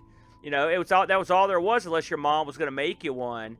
But I was, I was happy. I mean, listen, I tried to get the smock that didn't have a picture of my guy or a logo, just to make it look like he was wearing, like, so you'd sort of look like you were in costume, but often you'd have a choice. Aaron, if you'll indulge me, I do have one more video. Okay. Of the Hurricane Town Elementary Halloween parade. So this will give you an idea of what the kids were wearing in 1989. Look at the poor ghost. Look at that kid. Who, the leather jacket? Can you tell that Batman came out this year? Yeah. Okay. Now, watch the. Who's the kid in the red? He didn't have anything at all. Watch the Dracula. It's about ready to spread his wings here. There he is. And there I am. Look at me. Look at my majesty. Oh, that's great. God, Boat, how do you see Look out at of that? It's like 2.5 cows. How do you see out of that? So we'll go back and we'll slow it down a little bit here. So.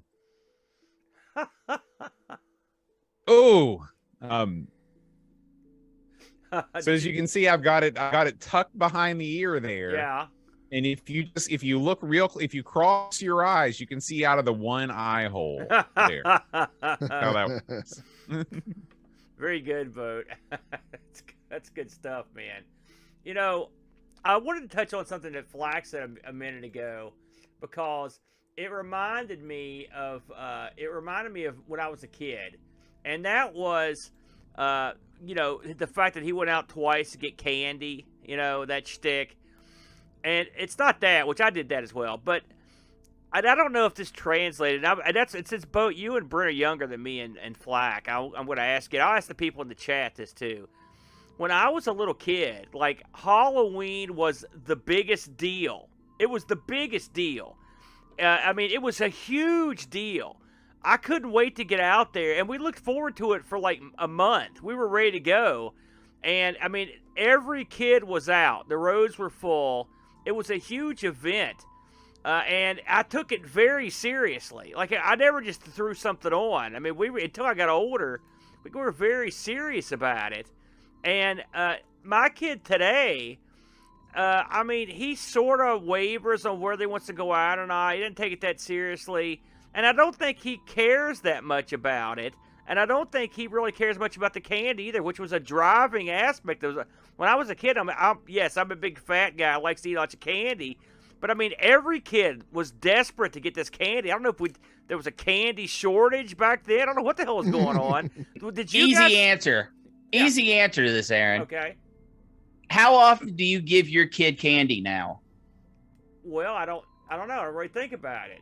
I mean, if he's like, man, I would like a Snicker bar, Dad. You'd be like, here, son. Here's a Snicker bar. Yeah, you're right. I guess so. And that's a large reason why it lost a lot of its specialness, was because access to candy, at least when I was growing up, I mean, even I don't remember much from when I was like preteen, so it could have been different in those years. But from like 13, which I think that's borderline when you start considering ending the whole trick or treat thing anyway.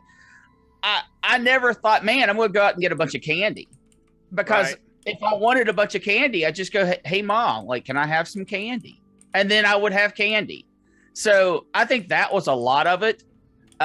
Also, I enjoyed Halloween far greater as an adult than I ever did as a kid, because I could actually dress up in crazy costumes and put some imagination behind it. And I had more skill and resources to do things that I wanted to try costume wise. So I love Halloween, but I loved it from like my mid 20s or early 20s to about 32 or 33 was the best time for Halloween for me, not as a kid. You know, I want to chime in with something from the chat here. Sloopy Malibu chimed in. When I was 13 to 17, my mother would put a scarecrow on the front porch at the beginning of October using some old clothes. And then on Halloween night, I would get in the clothes and sit in the chaise lounge on the porch. Terrifying kids was almost as fun as getting candy. Well, it was better, except Reese Cups. Nothing is better than those. And excellent. I agree with that. I've seen people pull that trick before. But do you agree with that assessment, Boat, in terms of the candy was more of a hot commodity back in the day, and you enjoy Halloween now as an older person than you did when you were young? Does that Absolutely. Like when I was a kid, my parents were like pretty strict when it came to like handing out candy. And Halloween was the only time of the year where we could just go nuts. Like when we got back and we could eat as much of it as we could. And I got sick every year because I ate as much of it as I could. But I've seen that happen. Yeah. I also remember like all the nasty candy that you'd always get, like Bit-O-Honey. Does anybody like Bit-O-Honey? No. That's all right. It's no good. That's no good. The biggest problem with Bit-O-Honey is people think it lasts forever. No, like fresh Bit-O-Honey, when it's still edible, it's still its tender form is okay. But Bit-O-Honey goes off in an instant, and people will keep it around for millennia. It's like honey never goes bad. It's like, no, this is different, guys. Okay, so maybe I've just never had fresh bit of honey. You know, listen, when I was a kid, I bet Flack will back this up. You would get homemade stuff a lot. Like you would get, and not just that, but like also a pack of raisins, apples, fruit would be in there. So a bit of honey was like double gold compared to a yellow apple or some raisins in there. You want the good stuff in there. So a bit of honey's not that bad. I think I've told this story before, but again, my neighborhood, it was exactly a mile all the way around. And opposite of my house, I lived in one corner, and on the opposite corner, so this is a half-mile walk, was this lady that gave away homemade popcorn balls for Halloween. Oh, yeah. But the thing is that every year you got it, then you come home and your parents would be like, you can't eat this. I mean, it was like wrapped in a napkin, you know, it wasn't like some store-bought thing. And my parents go nuts. They're like, you can't have this thing, you know? And so she required you to bring a note from your parents. Like you had to bring a note that says, yes, it's okay to have this. And let me tell you, I mean, I was good at forging my parents' signature when it came to report cards or field trip notes. But what are you going to write a fake note on when you're out trick-or-treating? Like you're going to, on the backside of a bit of honey, you're going to write, my kid can have a popcorn ball signed my mom. Like, yeah. It's not going to work, you know? But Flack, I want to ask you, because we haven't tried on you. Again, for me, the Halloween was the best when I was a kid. I mean, I had more fun as an adult, and I think it's become more of an adult-centric holiday than it was when we were kids. But what about you? I mean, do you feel like you have more fun now than you did when you were a young fella going out in your costume with your buddies? You know, I think it's just different phases of it. And I've enjoyed, and I think you and I grew up in the golden era where when we were kids, like, you know, in the 70s, late 70s, but definitely the 80s, there was none of this. My mom never said, don't forget to get a flashlight. Don't forget to put on your reflective tape. I went trick-or-treating, walking through traffic as a ninja. I mean, I was dressed head to toe in all black with, you know, one strip that you could see my eyes and a sword. I walked around the neighborhood at night with a sword and some nunchucks, you know? So, I mean, it was just, I think we had just the best era of trick-or-treating. And then, you know, you get older and we had Halloween parties. So that was different, you know, but it was still enjoyable. And then I got to go through trick-or-treating with my kids, you know, and to circle back around to something that you said, I've had my kids do this when they were younger. They would say, I want to be a clown. And so you go get a clown costume and you get a clown wig and you get all this stuff. And the day before or the day of, they go, I want to be something else. No, when I was a kid, like when I decided I was going to be a ninja, I probably started playing on that in September. I mean, it was like I had one goal, like this was going to be my costume, and you built up to that, and that was Halloween, you know. But I've done all the phases. I've taken my kids trick-or-treating, and now, like last year, my son's now in college, and my daughter went to a Halloween party, and so now I'm at this tail end of it where now I'm the guy that sits at home and hands out candy, and it's kind of fun, but you just have to, I mean, if you're the type of person that enjoys Halloween, you'll find something no matter what phase of it you're in. So, I mean, it's different the older you get, but I still love it, you know? I still enjoy it. Yeah, you know, I've been looking through the chat here. I'm enjoying some of the stuff you guys are writing. And one thing, we talked about this with Thailand earlier. We got Cammy in here. Everybody knows Amigo Cammy. She writes, Halloween was never a big deal in Australia when I was little.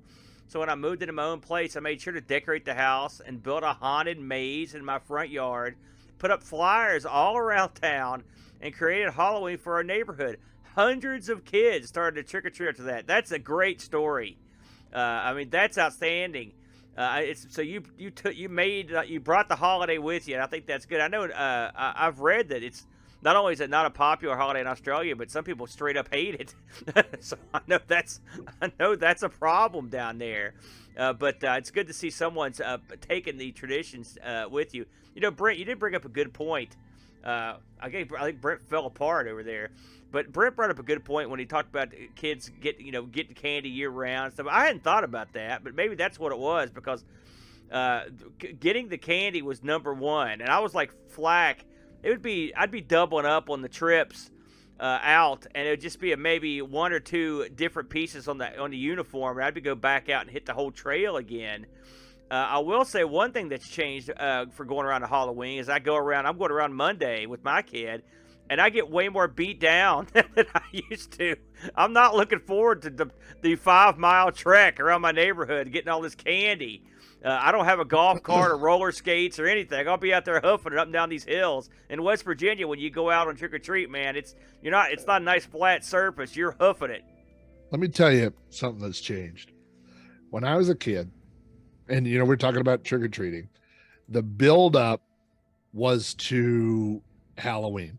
The build up was to October 31st, and that was the day that you trick or treated. And I've told this story, but there was a year when my son was about 8 or 9, and they did trick or treating the week. It was like Thanksgiving. Halloween was like on a Saturday or a Sunday, and he went to daycare after school, and they said, bring your costume and we're going to go trick or treating. And so they took the kids trick or treating to different buildings at work or whatever. He did that. And then that Wednesday they had Haunt the Zoo, and the kids went to the zoo and they got to go trick or treat. You paid a fee, And Friday night they had Haunt the School, and it was at the high school, and you went and you paid money, and the kids got to do that. And then when Halloween came around, I think we might have even snuck in a trunk or treat, and then you went and did that, which was definitely not a thing when I was a kid. And so when Halloween came around, my kid said, I'm kind of done. I'm kind of over it. I literally, I've never been angrier. Like, I was like, you put on that costume and you get out there and you go get some candy. I was so mad. I was like, you don't tell me on Halloween that you're not going to go trick or treating. And so I just don't remember this many events as a kid. They've got the fall festival thing. I mean, they just have so many different things. Yeah. There's a lot to choose from, all these trunk or treat and stuff. But I mean, I'm like you, and you mentioned this when we talked about it last year. It's like I'm a traditionalist. I always urge my son to go out. He's never let me down so far, and so this year will be. Of course, as I get older, and now maybe the trunk or treats are looking pretty good. It's less walking. Yeah, sure. No kidding. As we start to wind this down, because heck, we've almost hit the window here at 2-hour mark. I want to thank everybody for turning out. And Boat, boy, I'm sure glad you got to set in with us, my friend. Hey, you really I did lifted get the show there, my friend. I got some feedback back from Eep. Yeah. It looks like the Spirit House, cost of the Spirit House was about $1,000. Oh. And and then there was also a fee for the guy to do some sort of special ceremony. Oh. So not cheap, the old Spirit House. That I really enjoyed that. And for those folks that came in late on the raid or whatever, I urge you to go back. Check out earlier in the show where Boat talks about the Thai tradition of a spirit house, including stories. Good stuff. I want to thank everyone that participated in the chat. We really appreciate you guys coming out. I know this is outside the norm for our channel, but we like to celebrate Halloween, get caught up in the tradition, and have a little bit of fun every year. And talk to people. Thanks for Mitsuyama for sending in his story. Thanks to the Brent, who apparently fell over after we went off the air. But luckily, don't worry, his wife says she texted him. He's not dead. I don't know what happened over there. Probably his chair just tipped over. It wouldn't surprise me. Listen, before you guys run off, I want to mention... Oh, God, he's back. Thank you, Brent, for scaring the crap out of me. I appreciate that. What a knucklehead. Flack, it's always a pleasure to work with you, my friend. It's always an honor and a privilege for me to sit down and do anything with you, my good buddy. I hope you guys have a great Halloween out there in Oklahoma. It's just hitting the right weather. I think it's supposed to be high 50s, maybe low 60s, possibly a little bit of drizzle. Absolutely perfect. I'll be handing out candy and just enjoying this new phase of Halloween, enjoying my 12-foot skeleton. I love it. I love it. And Brent, I see that you have been inducted into the Sith, which is dandy. Look at that. My God, creepy. I got to work with this guy on Sunday, everybody. So no fun. Listen, thanks again, everybody. We're going to throw you guys over to the Teen Speaker regulars. Thanks for coming out. We'll see you next year. Adios. Adios.